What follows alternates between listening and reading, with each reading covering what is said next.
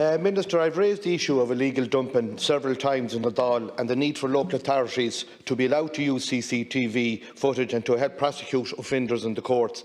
It has taken a long time, but finally councils are to be legally permitted to use this and similar technologies in their efforts to clamp down on this scourge, which is destroying our countryside and our towns.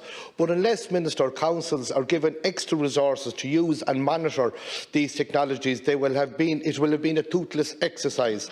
Minister, will you commit to allocating extra funding to each local authority to enable them to launch serious campaigns against illegal dumping? It is the scourge of the countryside around the towns and villages, Minister, and unfortunately the councils do not have the resources, and the Gardaí Síochána don't have the resources as well to try and set up checkpoints to try and get these people that are doing this illegal dumping. I was coming down from Dublin last week and I drove through a particular part of the country, and it was absolutely scandalous, the rubbish that was dumped on the side of the road. So, Minister, we have to catch these people and try and stop this illegal dumping. Deputy, I absolutely agree with you. I think I feel angry and ashamed when I see rubbish that's being dumped, often commercially for profit.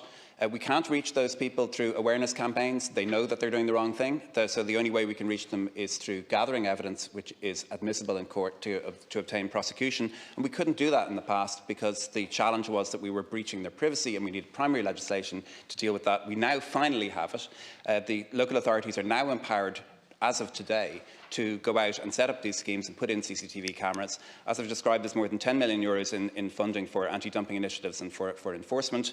If any local authority is still having difficulty, they can contact my department. But just to remember that local authorities are very good at they know how to install CCTV. It's part of their competence. And now, with the ability to catch people who are despoiling the countryside, I think that's going to be of interest to people. But lastly, I want to ask any member of the public who knows of a black spot for litter or dumping in their area to contact their local authority and ask them to put in a scheme to put in CCTV to catch people. Minister, thanks for your reply. And Minister, it's been estimated that it's costing tens and tens of millions to local authorities around the country to clean up after people who are carrying out this illegal dumping.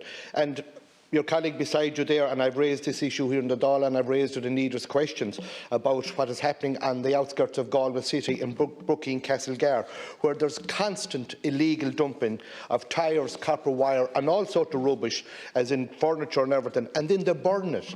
And the smoke that comes in over Galway City is absolutely horrendous, and the damage that that's doing to the environment, both in our air pollution and to the ground, is unreal. And I've met the Galway County Council and the senior Gardaí in Galway, and I want to know, Minister, have the local authorities and the Gardaí Síochána the power to confiscate the vehicles of these people if they catch them carrying the illegal waste to dump it on the side of the road or to burn it? Because I believe there is a power within the legislation for the local authorities and the Gardaí Síochána to seize the vehicle if they believe that it is involved in illegal dumping. And as I always say here, hit them where it hurts. If you start taking the vehicles off them, they won't take them long more to stop doing the illegal dumping.